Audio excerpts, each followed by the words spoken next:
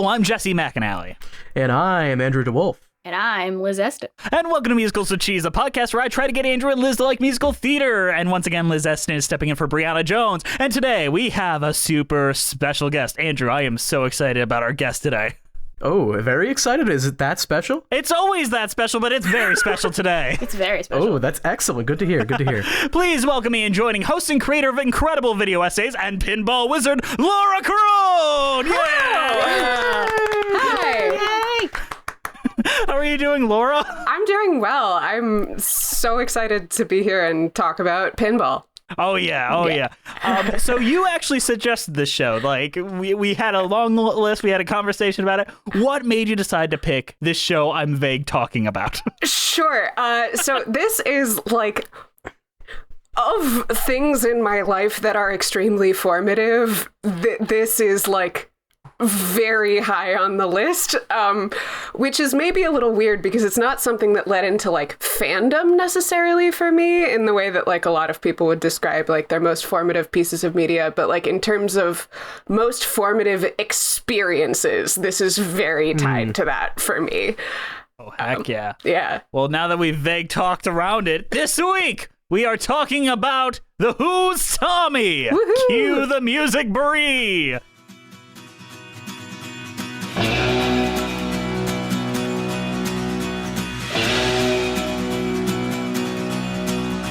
Ever since I was a young boy, I played the silver ball.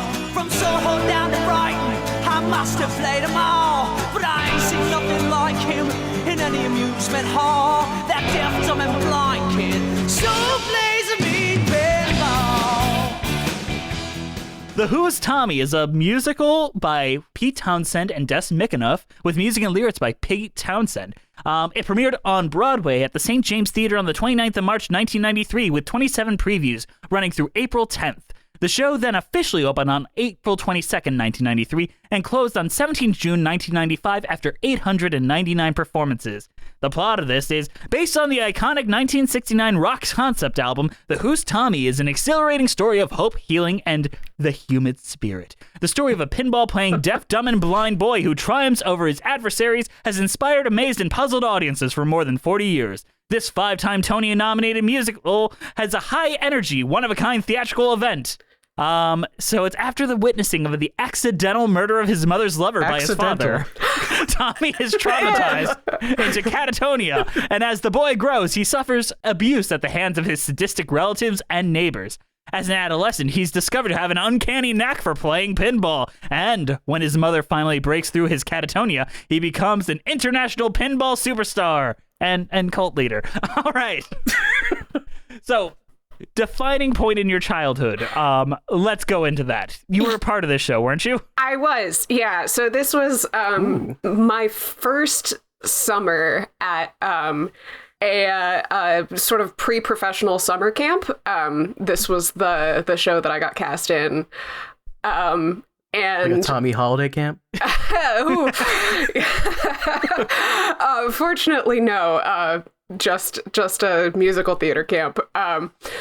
But yeah, so I was 15 and I had I hadn't even started high school. So I'd only ever done like middle school musicals and like little classes at the local, like community theaters and stuff. And so this was my first experience doing a full show where I was treated more or less like a professional with other people who were really, really good and really committed. And so that was just like, it was a huge learning experience. It very much kind of put me in my place a little bit, that I came in being like, I'm great at everything. And then came out being like, wow, people are really, really good at this. So there was all of that. But then kind of just like aside from the artistic side of it, it really just, learning about this show just kind of opened up the world for me a little bit, that it kind of felt like a thing, like an avenue into rock music for like this weird musical theater nerd that I was. I feel like I had never really felt like it was okay for like a dorky little kid like me to like that kind of music. And so it was really like kind of a way into that, which is now, probably like among my favorite kind of music. So, yeah. Heck yeah. And you had no experience with like the Who before that show. I had definitely, like, I had heard my mom sing the line, like, that deaf, dumb, and blind boy sure plays mean pinball, and I had been like, Mom, you're making that up. That's the whole not show real. right there. I mean, I would think the same thing, like, especially at that age. Yeah. But I will admit, both of me, I was not aware of this show very well. Like, I knew the Who, but I knew this Tommy, and I just never experienced that. So thank you for giving me the chance to dive into this world, and my God, is it surreal. Have you watched the film adaptation or the film version? I have. Yeah. I actually, I watched it a couple weeks ago, kind of. It's a trip. It is. And this is the funny thing is I know that I watched it as a high schooler, like, because I was kind of like going through this obsession. I know that I watched it. And when I sat down to watch it a couple weeks ago, I was like, I have never seen this movie. And I went through the whole thing being like, did I just like only get up to the Acid Queen and then turn it off? Because like I remembered that it was Tina Turner, but I had forgotten everything up to that point.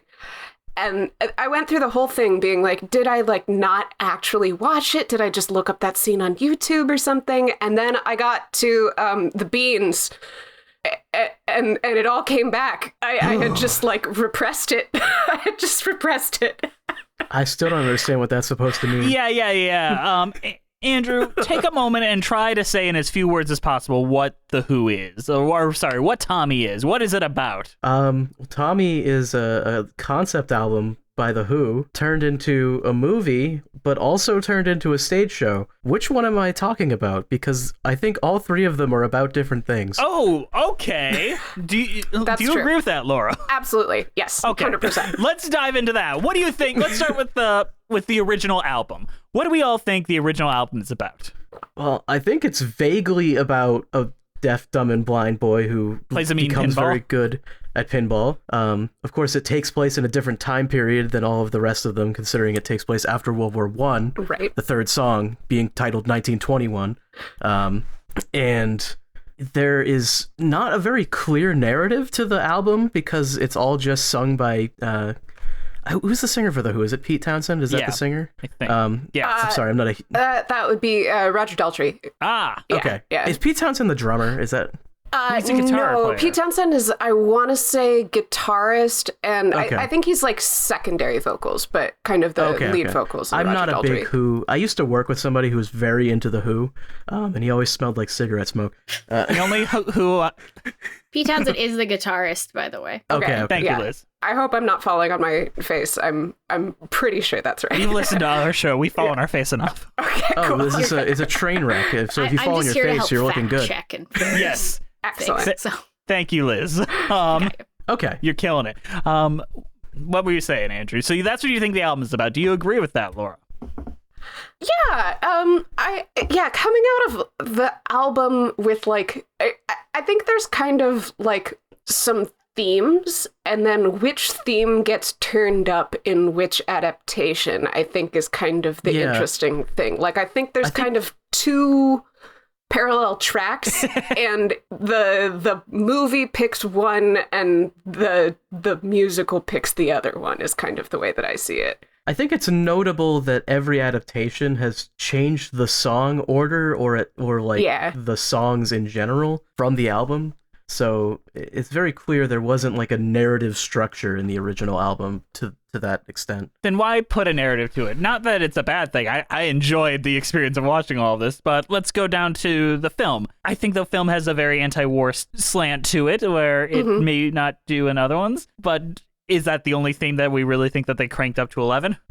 I read the film as really cranking up the fame idea to 11. Like that's what I see is kind of like the pursuit of fame and the interest in fame and what fame does to the people it lands on. That I think that's kind of the primary interest of the movie to me. I think that is huge. I do think that there is an anti-war sentiment still. And I think there's actually like an anti-religion element to it as well. With the Tommy logo being like a T with a pinball on top, making it look like a cross, and like I don't know. There's like a lot going on, and it can't really stick to one thing, so it's very hard to analyze it. That movie has one main thing that I think it's for, though, and that's beans. That movie is pro beans. I would not argue with that. Definitely pro beans. Yeah. I did like the imagery of the pinball being used in a lot of different ways, though. Especially notably at the beginning, and the reason I think it has an anti-war is the beginning they use pinball. It looks like pinballs, and they're making bombs out of it, which is interesting. Yeah, that's interesting. I will say that does get lost in the shuffle after the bean scene. The bean scene, it's I'm just looking for beans everywhere. Like, what do the beans mean? I don't understand. There's that they introduce it like a theme because they get like a plate of the beans in a can, and then she's just rolling around in them beans. Yep. The beans are fame. Okay. Laura, do you have any ideas? You can just say that, but I also kind of think that's just true. Like, unironically, I think that is actually what's going on in that scene. What do the giant shoes mean? The giant shoes that Elton John wears. Those are the shoes of fame that Tommy has to then fill. Yeah, big shoes and fill. Then eventually we're all carried out. But what does the Marilyn Monroe statue mean that we like look up the panties of a lot? I think there's like an anti-commercialism element to it as well. Yeah. Which there's like all of this stuff they want to talk about, and it's just like a mishmash of like you know what the nothing is coherent. You know what the most anti-commercial move they could have done was let them make it into a Hollywood movie and then adapt it for Broadway. That is like the most anti-capitalist movement you could really do. Okay, my girlfriend pointed this out to me when I was after I had watched this. Yeah, The Who has another album where they're all advertising things on the front of it, and one of them is advertising baked beans. There's something. Yep. All right, we've Does talked that about... tie in? Who knows? But now back to the thing that really inspired Laura's childhood, and the thing that I'm most interested in because I'm the theater geek. The stage adaptation. Now, changes have been made. Laura, what do you think the main theme that they drive into the stage adaptation is? I said that I'm not sure I can distill it down to one word as well as I can with the film, which is weird because I find the film to be way less kind of comprehensible for my personal sensibilities. But I think the stage adaptation just really leans, I would almost say, less into the big heady ideas and more into just kind of the personal side of it. And then it comes around to a big idea at the end, but that's kind of a big idea that it has to create because it creates that idea by totally rewriting the album, which is fine. And I think I think that's the right choice in this particular case. But I wouldn't necessarily call it an idea that's pulled from the album. Mm-hmm. What happened? Like, what did they change that created this new big idea? So the big thing is what happens with the whole cult situation. So in the album and in the movie, Tommy, after his miracle cure, becomes super famous and starts a cult, basically. As you do. Yeah. And I would do it. Yeah, I mean, why not? Yeah, there's just kind of all these people clamoring for him to start a cult, and so he does, and they are basically like, wait, no, we just wanted to go out into the desert and vibe with you, and now you want us to actually do stuff? And so they sing this song about we're not going to take it. And they totally reject him, and then he's just kind of off on his own again. And that song still happens in the show, but it's rewritten. So instead, it comes out that everyone's clamoring for him to start a cult, and he's like, why would I do that? I have nothing to teach you. I've been living in a box with no senses and no sense of the world for 30 years, and you all understand the world. The point isn't for me to teach you. The point is for you to teach me and for me to become more like you. And then they're like, no way. No, what? We wanted you to start a cult. And then again, they kind of reject him, and he's once again off on his own. I will say the stage show is more realistic, like how I think things might actually happen. Yeah. They also tack onto the ending he goes back to his family and then it's like, oh, he wanted his family the whole time. Those abusive fuckers? That's kind of where I was like... They're kind of like not good throughout the entire thing, and they actually caused his problems. His parents are great in the show. Like, his parents in the movie suck. That's kind of the point. Like, they're sort of doing their best. His parents in the movie also get murdered by the cult after they get mad. That's true. Yes, I did forget about that. Actually, I'm just repressing it already. So again, with there's 3 different stories going on in The Who's Tommy here. Yeah. And I guess we should probably just focus on the stage show. But okay, I love the stage show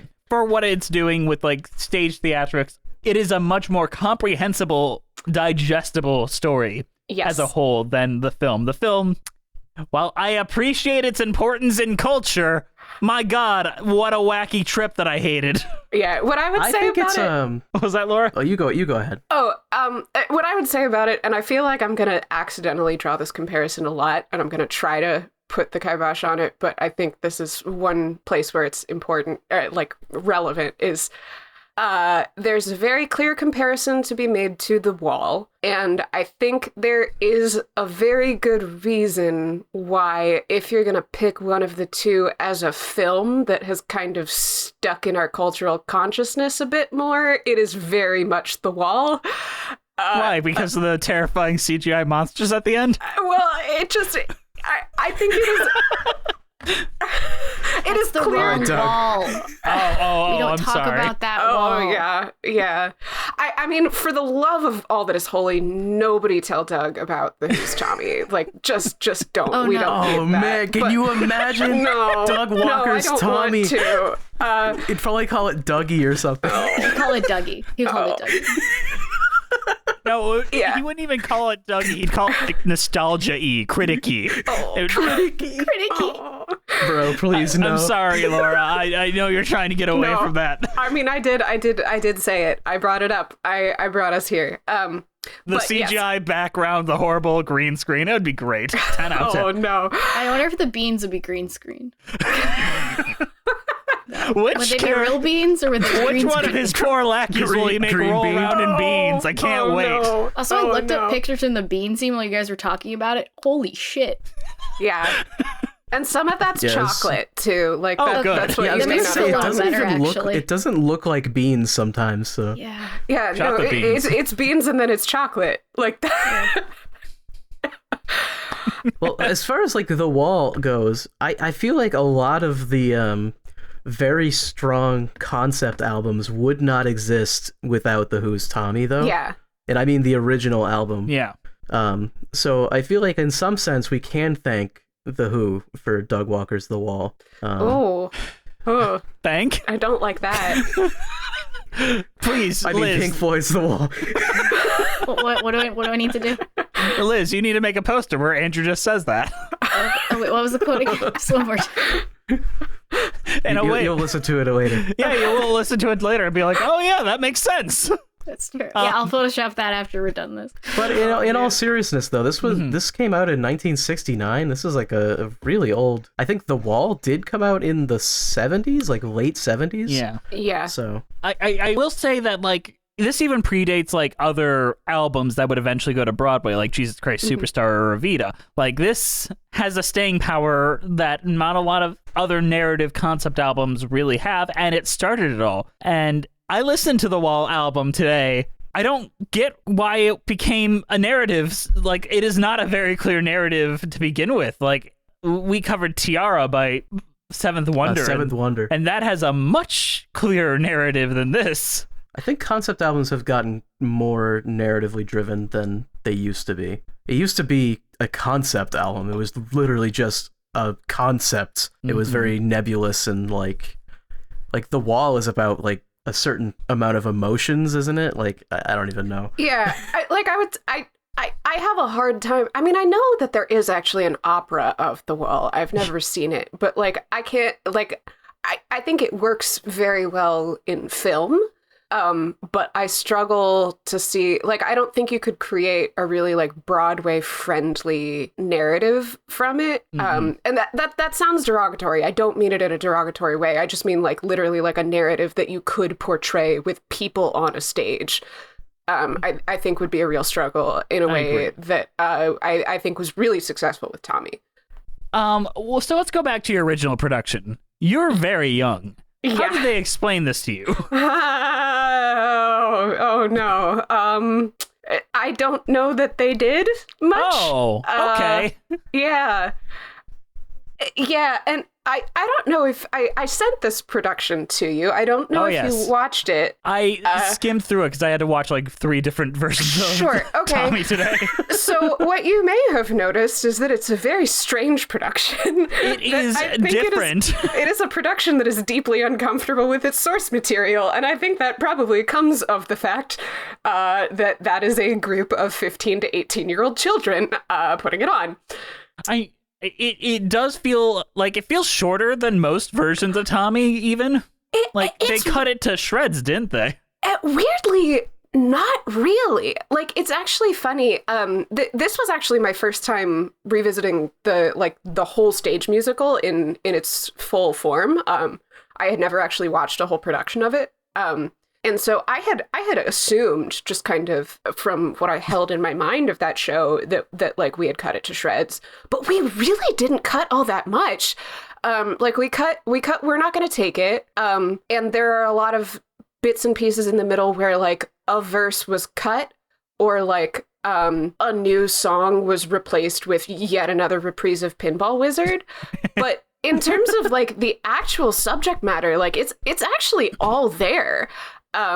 Which is really interesting to me, especially because I don't know how, especially having watched this other production that was the full thing. Yeah. And it's, 20 minutes longer than the recording of the one that I did when I was 15. And I don't know where those 20 minutes went, because like in the fundamental pieces, they're all there.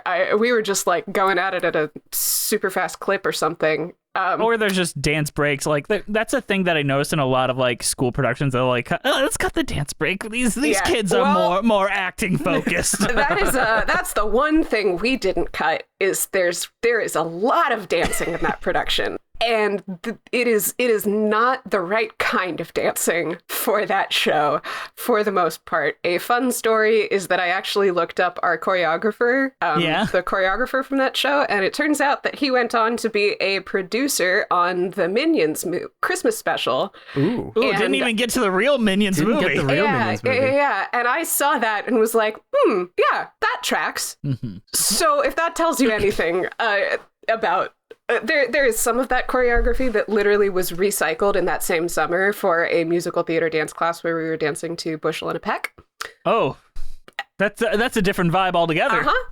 Yeah, so if that tells you anything about just kind of stylistically where that show went, yeah. But weirdly, in terms of the subject matter, there were very few punches pulled. Very few. In fact, actually, there was at least one change that...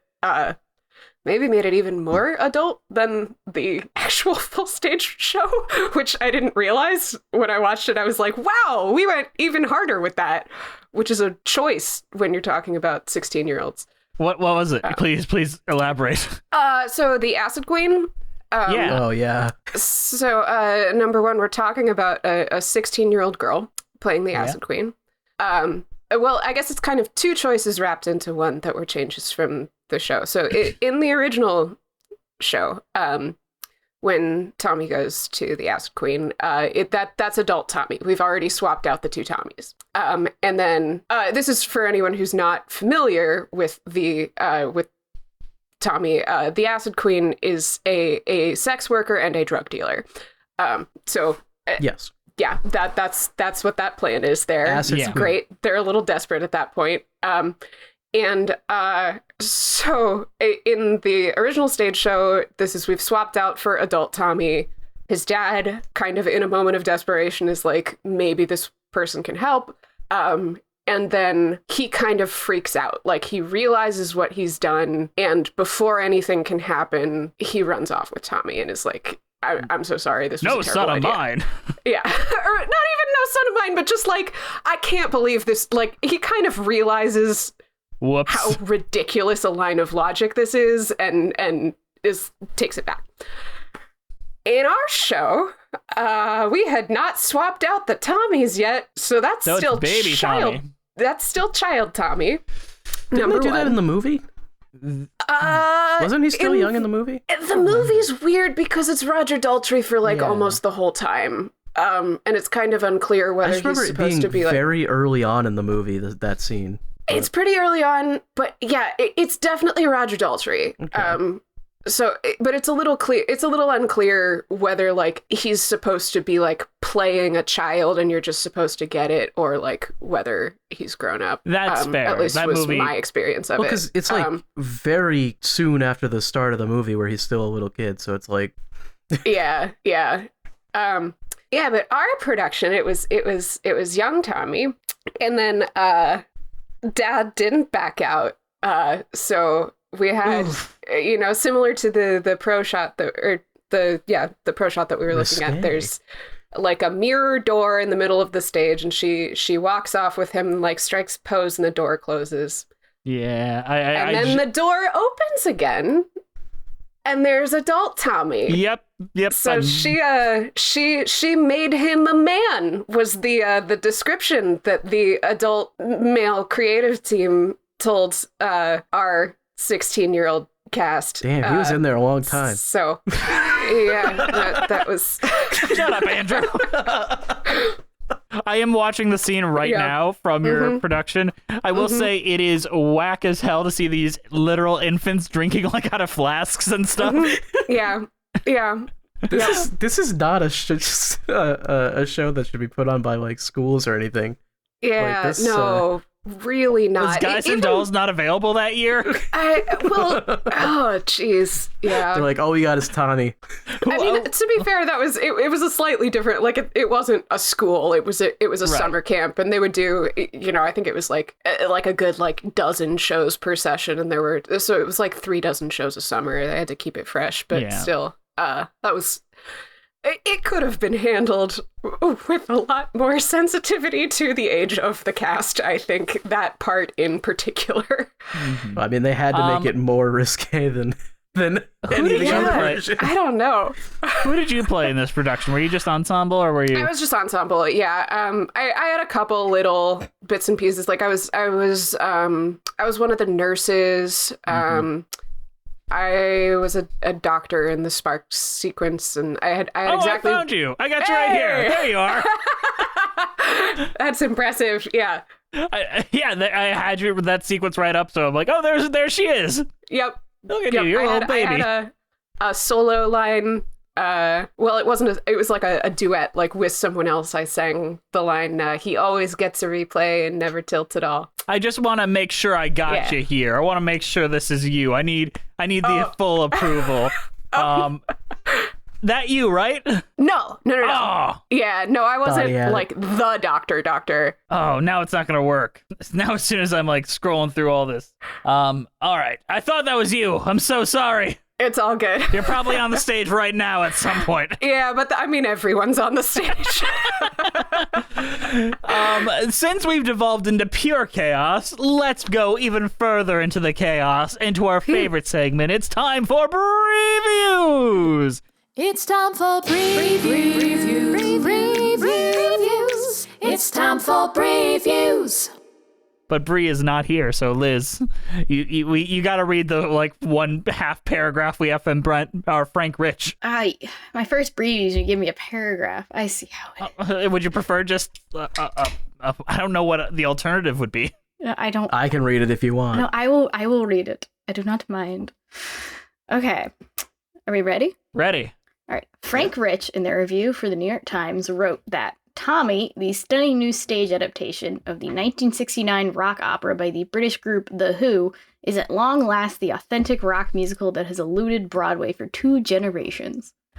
Hope I Die Before I Get Old sang The Who in My Generation, its early hit single. A quarter century or so later, Mr. Townsend hasn't gotten old so much as grown up into a deeper view of humanity unthinkable in the late 1960s. Far from being another Broadway excursions into nostalgia, Tommy is the first musical in years to feel completely alive in its own moment. No wonder that for 2 hours it makes the world seem young. That was a very romanticized view of that show. I don't disagree with it. I think the cast was incredible. Let's talk about the cast of that Broadway run. Alice Ripley and Norm Lewis were in the ensemble. Michael Cerveris played Tommy. Like that cast was stacked and has only gotten more impressive with every year. Michael Cerveris was an incredible Tommy. They put a really rough wig on him because he's living that Michael Cerveris life. They figured out wig technology much better by the time he got to Fun Home, but he did a great job. Thank you, Liz. But now it's time to torture Laura and Andrew for Letterboxd Challenge. It's 1 star versus 5 star. Are you aware of how this works, Laura? I think so, yes. Okay. All right, so Liz and I are going to read reviews to you guys, and you have to guess whether they're 1 star reviews or 5 star reviews. And these are all from Letterboxd of the Tommy film. And Liz, you're gonna do Laura. I got Andrew. Andrew, you and I are gonna go first. Okay. Yeah, this is very hard. So this is not easy. All right, you ready, Andrew? I'm ready. Let's go. Just because you're good at pinball doesn't mean you should start a cult. Well, they are right. That is kind of the point of the movie. But I'm gonna give it a 1 because that sounds disappointed. That is correct. All right. Excellent. Liz and Laura, your team's up. All right. You ready? I'm ready. Okay. Sponsored by cocaine. 5. 1. I mean, also accurate. Like, this is the problem, is I feel like these are all just going to be accurate, but could go either way. Exactly. Sponsored by cocaine. All right. Ready, Andrew? Yeah, let's do it. Gay culture without the gays. Yeah. Jeez, I feel like if that's a 5 stars, that's really bad. But I kind of feel like that's a 5 stars. So I guess I have to give it 5 stars. That is correct!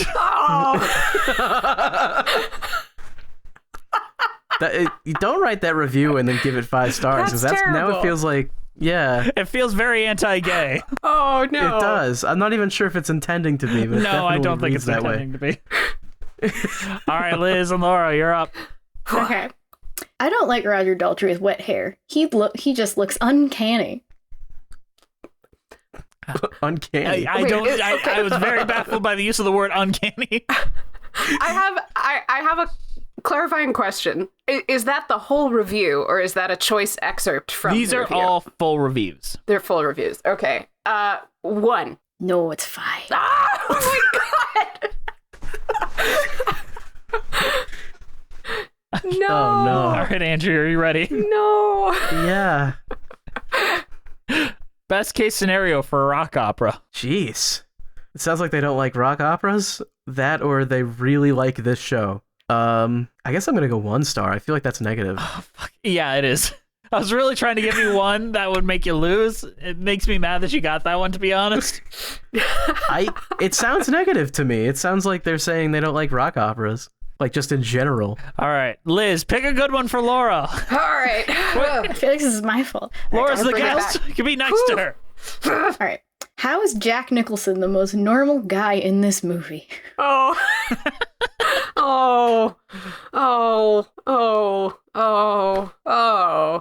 I'm just responding to the review still. I haven't even thought through which direction that's going to go.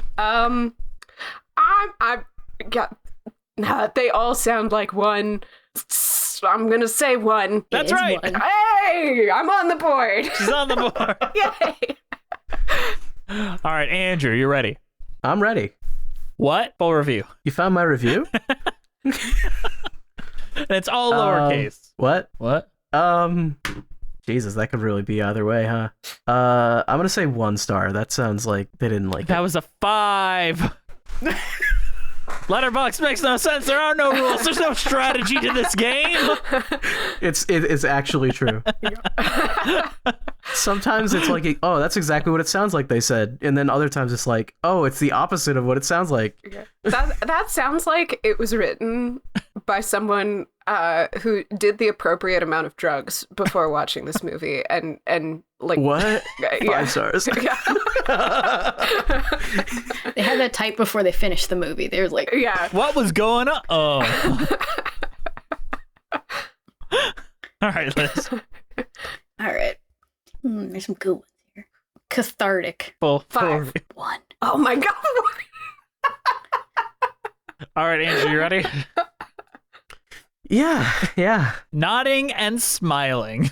That sounds like dismissive. 1? That's a 5. Oh my god.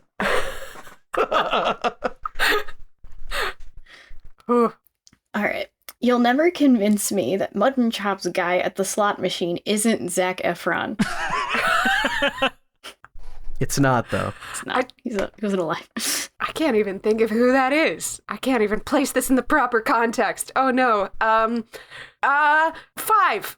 Yes. Hey! That's someone who likes Zac Efron. He's a good guy. He is. I like Zac Efron. He's playing dads now. It freaks me out. Ugh. Emmy Rossum playing Tom Holland's dad really made me feel gross. Yeah. Realizing that Tom Holland is a month younger than me really made me feel gross. Oh. Don't like that feeling at all. Ooh. Ask him for money. Okay. I mean, that's as good a reason as any. I didn't know what you would say next. I did not expect it to be that. All right, you ready, Andrew? Yeah. What the frick frack snickety snack was this? What? Question mark? What? They were also high. Yeah. But they took the wrong drug, so they're just kind of... Yeah. What the frick frack snickety snack? It's a... That? What are like Flanders write this? Like Donny Osmond himself wrote this. diddly doodly, I love this 5 stars. That's a 5-star review. Yes. Yes. All right. All right. Okay. Nothing could have prepared me for this. Ooh. They're talking about the beans. Oh man, yeah, and that could go either way, because it's like nothing could have prepared me for this, or it's like nothing could have prepared me for this. 5. Yes. Hey! Yeah. All right, Andrew, you ready? I'm ready. I am pretty sure this review, for context, is in relation to how they watched the movie. Saw, at home in HMB. Only musical Batman? Yeah, what is HMB? I don't know. You don't even know? Home movie Bower. Jeez, okay, so I can't even get proper context for this. I think they're just describing how they watched the movie. Well, I mean, Yeah, if I watched a movie at home, it means I probably, wanted to see it. I don't know. All right, follow that line. 5 stars? That is a 1 star. Oh, okay, they don't like watching movies at their Or house. at the HMB. What is an HMB? I don't know. All right, we got 3 left. Yeah, 3. Okay. Yeah. Okay. You ready? All right. Never, but It's very. Yes. It's very simple. Okay. You're only 1 point behind, Laura. You could really Yeah, take you're this. close. Whew, close. okay. Whew. Beans. 5. Yes. That was actually impressive. Very impressive. All right. The boy just needs some good turnussi. 5. That is correct. It took until right now to realize they're referring to Tina Turner. I thought that was just a weird thing to say. There you go. Mhm. Then I was that makes sense. That makes sense. I had to say it boy out ain't loud right. to be like, oh, I get it. Uh-huh. All right. All right, take it home. Okay, I gotta get this one, right? Yeah, to tie it. Okay. Okay. He's just like me. FR. For real. Yeah. I'm gonna say that's sarcastic, and it's a 1. No, it's a 5. Ah, dang it. Andrew, you have won today's letterbox Dang challenge. But Laura, you came very, very close. So honestly, that was My hat is off to you. That was very difficult. I'm a letterboxed wizard. What can I say? I feel like that's our good Turing test. I'll be like, all right, we're down to have fun, and now the relief and the rest of the episode usually just flies by because it's oh, that's over. Whew. That's the stress. That's the real episode right there. You made it. That was our Normandy Beach event. Like every time we take our guests through that, it's like, oh, I'm gonna enjoy the rest of this. All right, you guys. How about we go into a mid-show? Exactly. Oh, you got it. You got it. Yeah. How about we go into a mid-show and then we talk about some songs?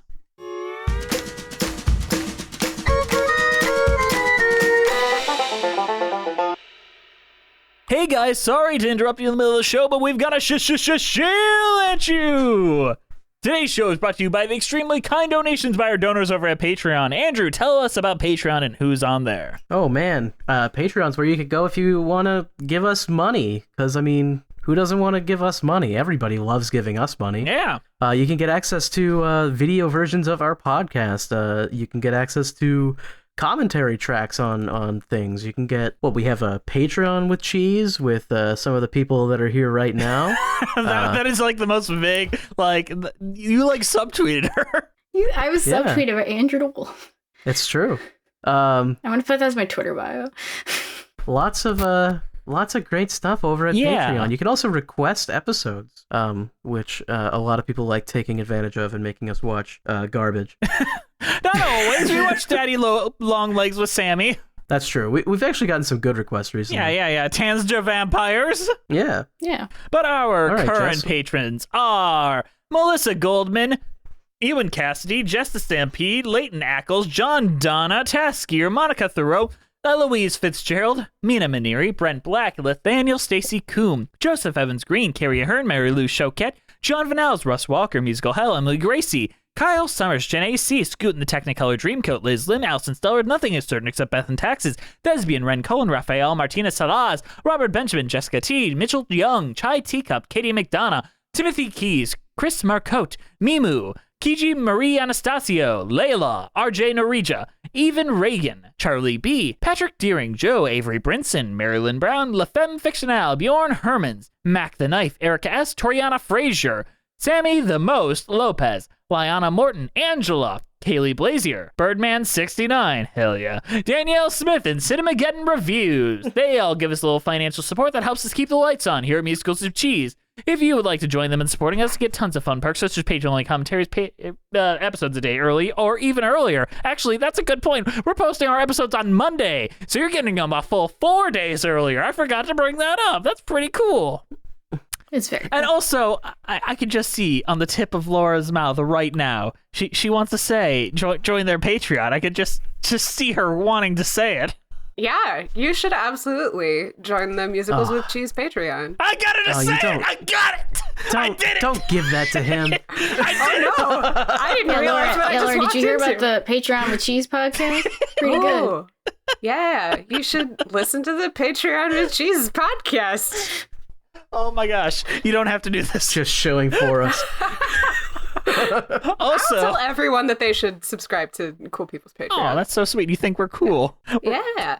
Really, we are the least cool people on the internet. I disagree. Aw, that's fair. The people, the fandom menace still exists. But let's get back to the show!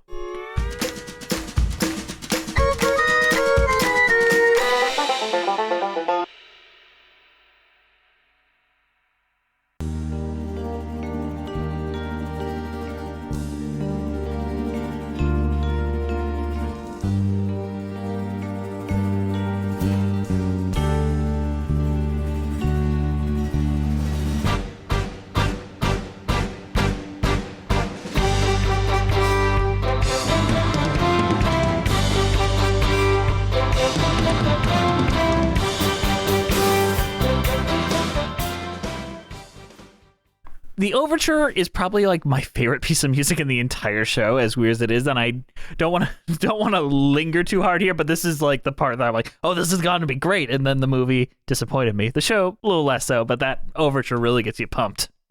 It's a good one. Well, the overture is just the part where they show the in the stage show. It's like showing the war stuff, and there's not really any lyrics or anything. No, there's just musically, it just really is effective. And it's probably the most effective cinematic scene in the entire movie itself. Yeah, It's the part they have like they're running for the train. Yeah, and, like it feels like a movie during that, where the rest of it decidedly does not feel like a movie. It kind of turns into a lot of music videos after that.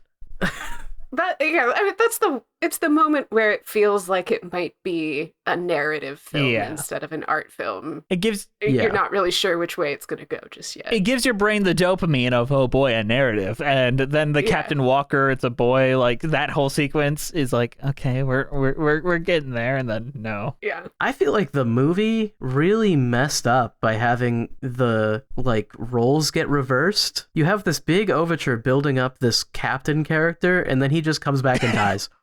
Like immediately.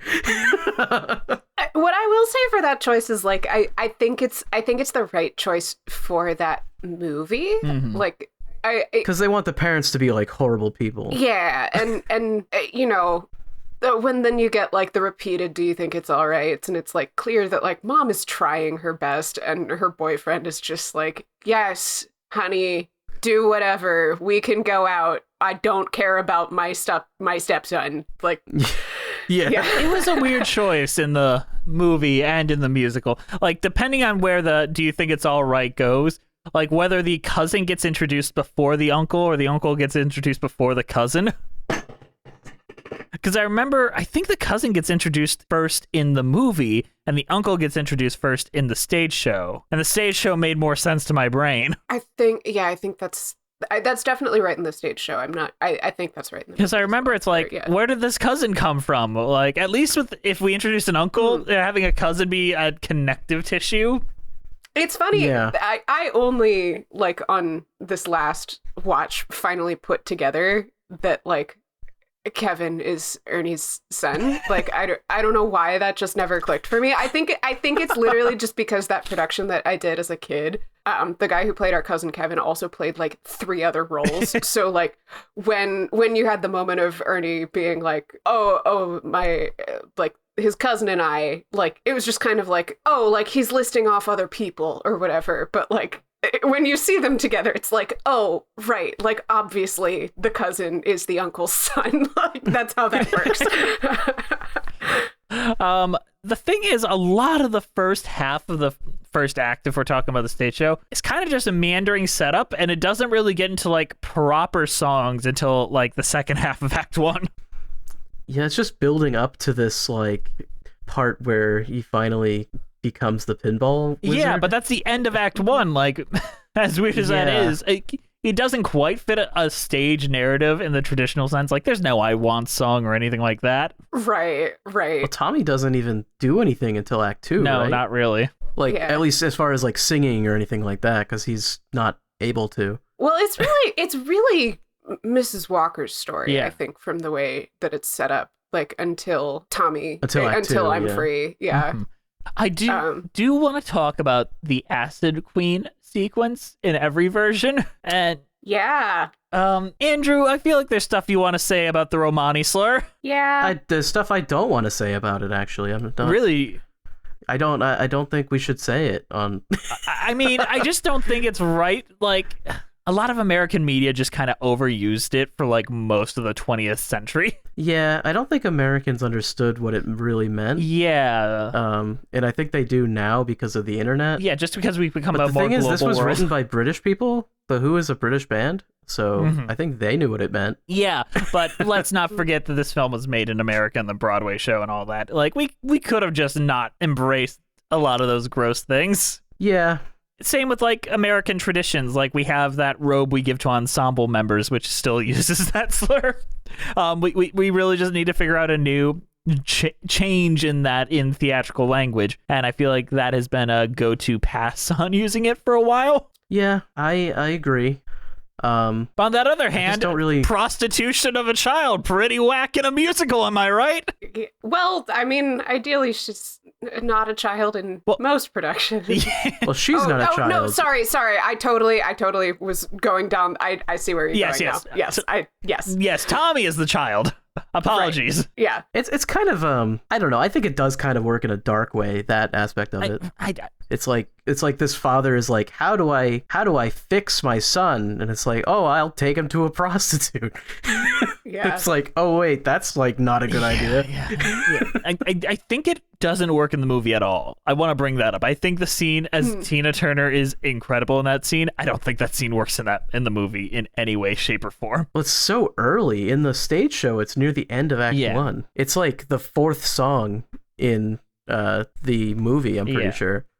Yeah, I saw it as the movie kind of, and I will admit this is something that I read it in a thing that I read about, the kind of comparing the differences. And when I read this, it made sense to me that it was like the take in the movie is more like she gives him drugs and they make him act as responsive as he's ever been in his life.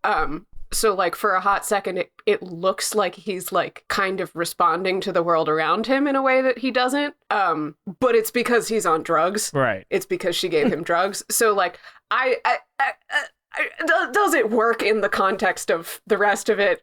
But like I do think that's what they're going for. And like now that I kind of have that framework for it, it's like, oh, I can see like what you were going for. You know what? That's much more fair. Like looking back at that scene, that makes a lot more sense.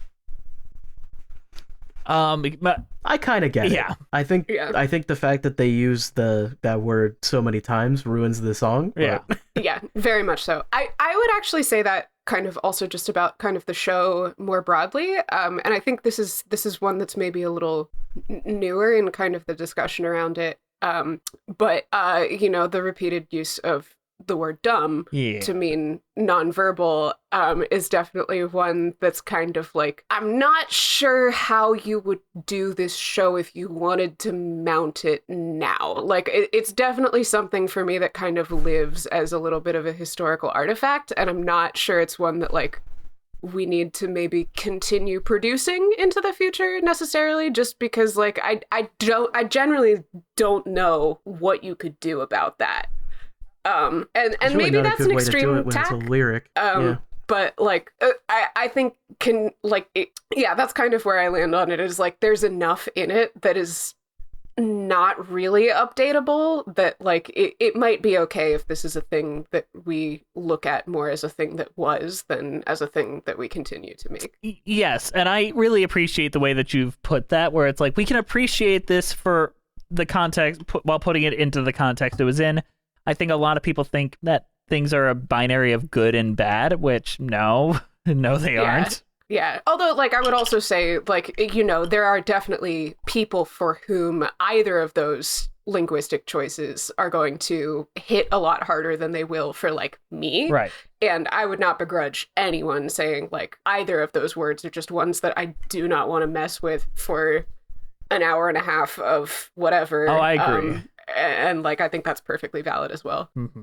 I would be very interested in maybe a Deaf West kind of style retelling, kind of like how they did with The Spring Awakening, where they did it all with deaf actors and all that. Maybe if they just kind of lean in, that might be the only way I can see of really, really reinventing this, is maybe having folks like that take it on and reinvent it and reinterpret it in a way where it gives them the power, as opposed to making them kind of a joke, a repetitive joke throughout it, which... I don't think it's a joke. Yeah. I don't think they're joking about it. I think it is serious. It is serious, but they say it so many times. Yeah. It's just not a nice word. Like, it's an outdated word.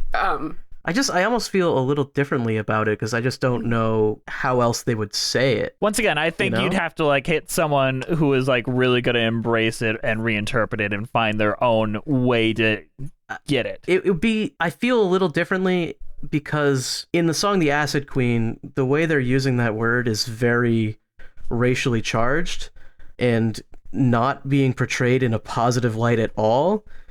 Whereas Tommy is the hero here, and his story is taken very seriously. So it's a little different for me. I would be interested in use those words. Maybe someone on the disabled side, or is that even the right word? I would definitely be interested in that.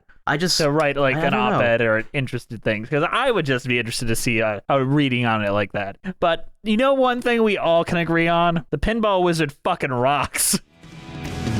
He's a pinball wizard that has to be a twist. A pinball wizard's got such a subtle wit.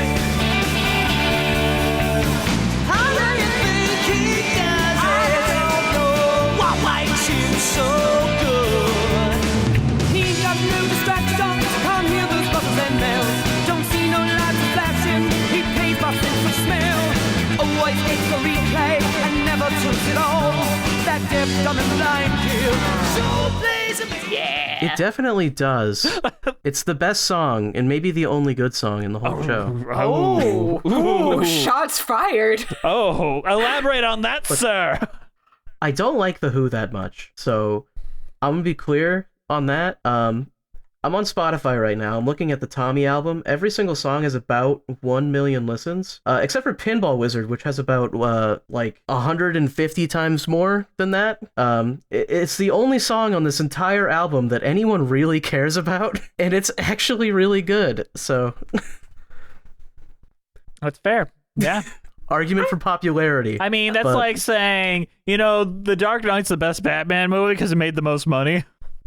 But that's true as well. Okay, Avengers Endgame is the best movie ever because it made the most money. See, that's a bad argument, though.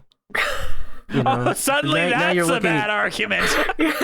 I'm not talking about money. I'm talking about listens, and cultural influence. And I'm only using a sample size of there's only 20 songs. I think you'd be hard-pressed to find an album that doesn't have a disparity like that. I think that it's a particularly... That song has been through the sieve of time at this point, so it may be a little bit more pronounced of a difference than something like, I don't know, like Olivia Rodrigo's Sour. But I think that's a little bit just sort of like how albums work. Like there are album cuts. It's true. There are singles, and the singles get added to more playlists, so they get played more on Spotify. It's true, but if you look at like a different Who album, like Who's Next, Baba O'Reilly, Won't Get Fooled Again, and Behind Blue Eyes all have far more listens than everything else. Whereas on Tommy, it is just Pinball Wizard. Nobody cares about the Andrew, other songs here. I am done with this. Pinball Wizard is great. I'm done. But you know what? Just saying. I will say that when the album was released, it almost immediately after its release, Pinball Wizard was released as a single, like almost immediately. So Pinball Wizard was on the brain quicker than the rest of the album, so that was probably a part of it. I'm not gonna lie. I think I'm Free is a song I like better than Pinball Wizard. Also, the scene in the movie is like the best scene in the movie. Yeah, I will not argue with you there. Like if you're giant boots, the giant boots, he's playing the piano on the pinball machine. Oh my god, Laura, what were you trying to say? It's so good.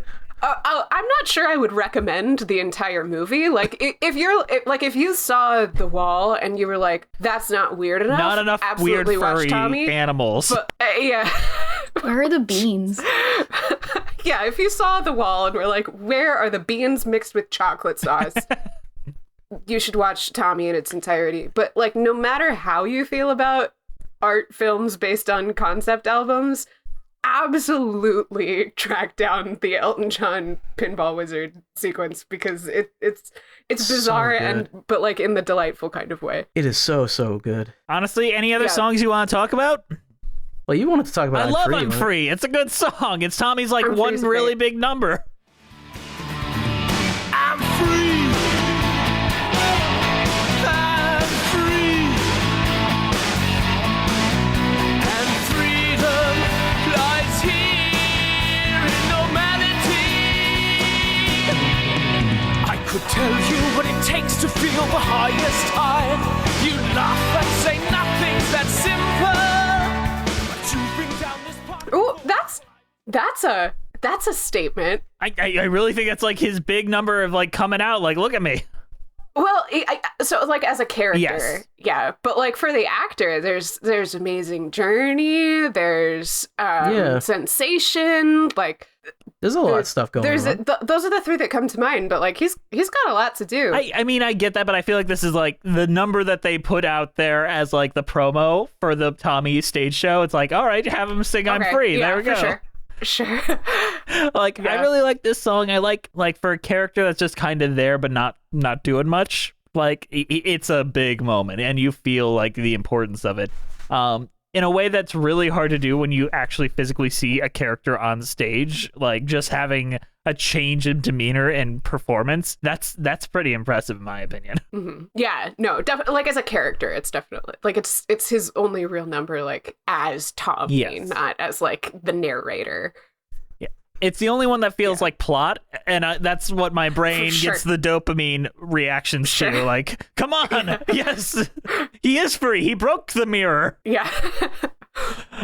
Yeah, I'm like personally, I'm a sucker for an omniscient narrator character. So like, I love Amazing Journey. That was one that I latched onto pretty Amazing hard. Journey. I mean, that's fair. That song's good. I mean, I tended to like the omniscient narrator when I was younger too. I feel like if I watched this younger, I probably would have been more attached to things like that. But now I'm just like, I'm Grave Robert out, to be honest. So I'm just like, get me. Yeah, sure. Yep, I can feel you there. I'm Beetlejuiced out too. I'm sick of people talking to me. I'm sick of the characters talking to me. Tell your story, gosh darn it. Yep. On that note, Liz, it's time to go into the Who Corner, where you tell us some fun facts we might have missed about the Who. Are you ready to do this? Sure. No. What? I don't. I found these on random websites, so some of them may not be true. I don't know. Bree, cut that. Say all these are true. All of these are 100% true, and no one can ever defy them. The Who facts. They're all 100% facts. True facts. All right. My little fact corner. All right, let's go. True Who facts. Who facts. True. That might not be true. Okay, the Who had two other band names. One of them being the Detours, You know what? and the other being the High Numbers. Those are both bad band names. I'm glad they Tommy went with the Who. by the Detours. Keith Moon's art teacher once called him Moon's idiotic the in drummer. other respects. Okay. That's not a nice thing to say about someone. Oh, here's a nice fact about Keith Moon. He inspired Animal from the Muppets. And on that note, that's the end We'll of our love to Who see it. facts. We can't get higher than that. I did not know that. We love to see that. That's great. Like, we'll never top that, Liz. How is that not number one? That's incredible. I don't know. I was also going to say Daltrey was in a Shakespeare play in the 80s. Which one? The Comedy of Errors. Oh, He played one of those twin servants. man. That's kind of lame. I think Yeah. most of the stuff I know about the Who, any of them, is Keith Moon is like, Insane.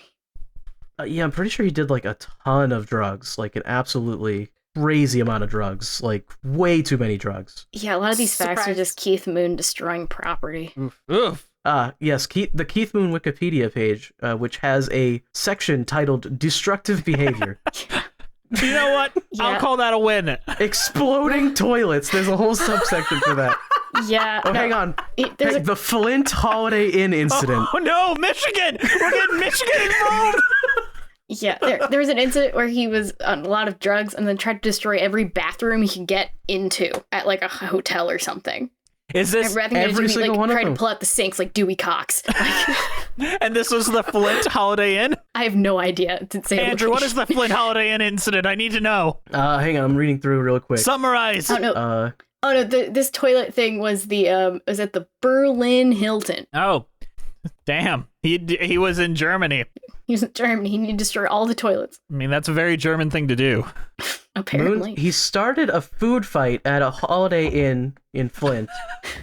And apparently people were setting off fire extinguishers, throwing things into the swimming pool, destroying a piano. Holiday Inn management presented the group with a bill for $24,000 in 1967. Liz, translate that to today money. oh fuck! It's way too... Wait, what was the amount of money again? $24,000. In what year? 67. 67. Oh, wow, that was 2 years before they wrote Tommy. Yeah, so I was gonna They were say. probably writing Tommy at the time. Yeah, I was gonna say it's like It's impressive that it was equivalent to about $200,000 today. Damn. The chaos ended only when police arrived with guns drawn. Oh my god. So what is our overall thoughts on The Who and our cheese ratings? Andrew, you're on first. Oh my goodness. Okay. I honestly liked it more than I thought I would, because I'm not a huge fan of The Who, and I had seen part of the movie before and I wasn't a huge fan of it, but the stage show actually fixes a lot of the stuff that I didn't like about the movie and has a bit of a more coherent narrative. And I think that there is some interesting stuff in there to see. Also, the pinball wizard scene in the movie is amazing, and you should watch just that on YouTube. And the bean scene. And don't And the bean scene. Look up the bean scene too. Bean scene and the pinball wizard scene, but don't watch the rest of the movie because it's really not worth it. Maybe don't watch the beans. It's traumatic.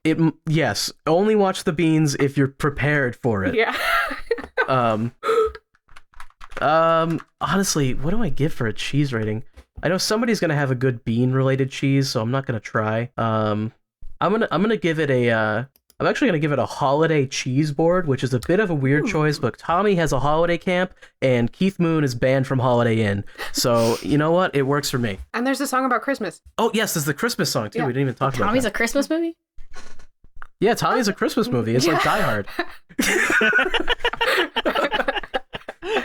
Just like Die Hard and Batman Returns, it's a Christmas movie. Hey. Laura, you're up next.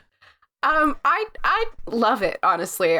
It's so funny. I was expecting kind of to circle back to the stage show, to the musical, and feel like it was a little like boring and sad as like a person who has become much more of a fan of the album, I think. But I think it actually, like, I think it's a really unique and cool space, I think, in terms of like musicals that are based on music that started out as recorded music.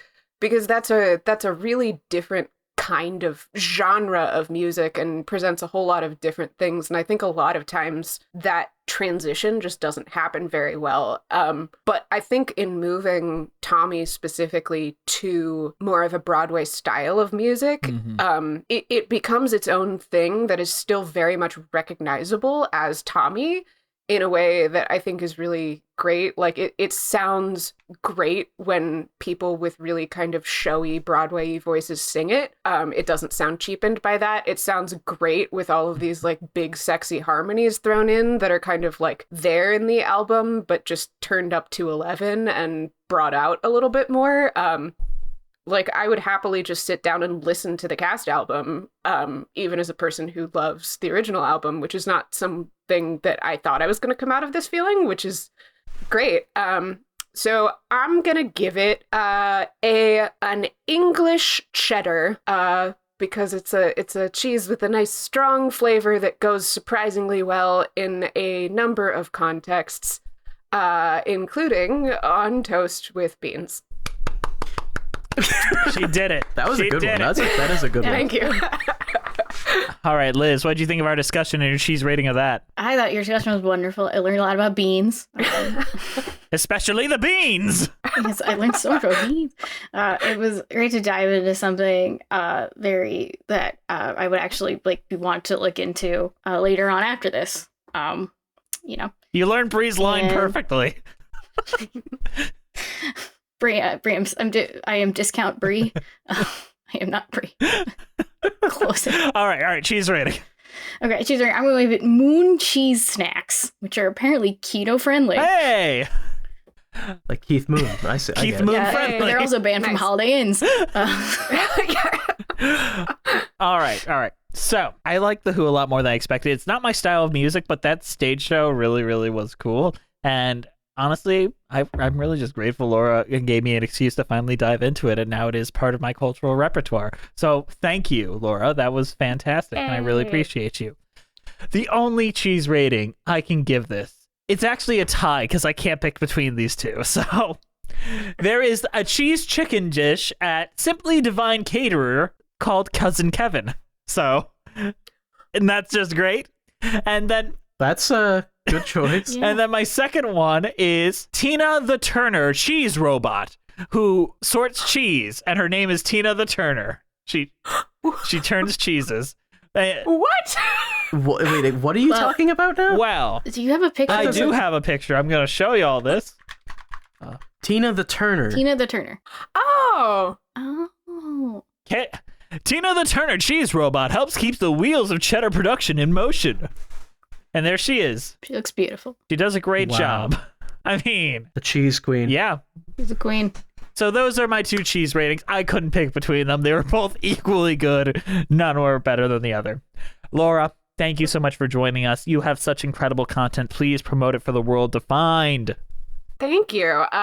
Yeah, I make videos on YouTube and on Nebula. I'm just Laura Crone on both of those places. You can find me on Twitter at DownWithLCC. And I think that is all of the places that I am right now. Mm-hmm. Yeah. And I always like to try to recommend something that I know that my audience will like.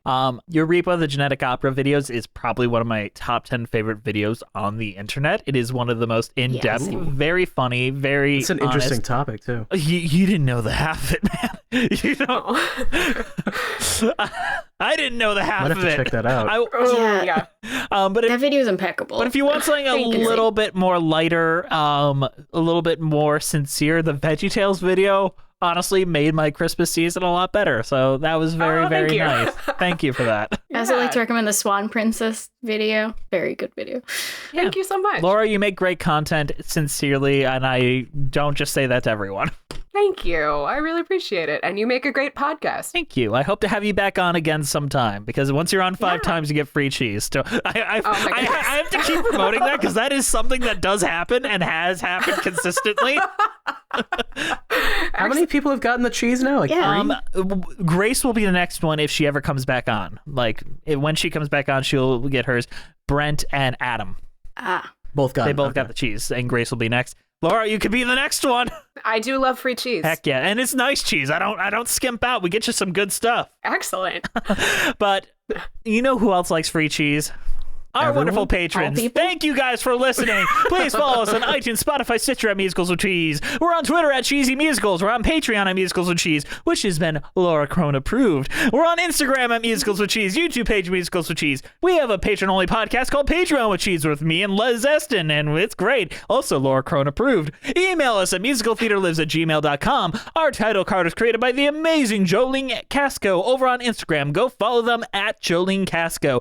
Our keeper of the cheese is Juliet Antonio. Thank you for keeping track of that, Juliet, because I was not going to do it. This show is produced by the wonderful, the incredible, the sadly absent Brianna Jones. Our theme songs were created by Robin Nash of IOU Music UK. Go send them some love. Thank you to the Broadway Podcast Network for having us on the platform and for not kicking us off for talking about beans too much.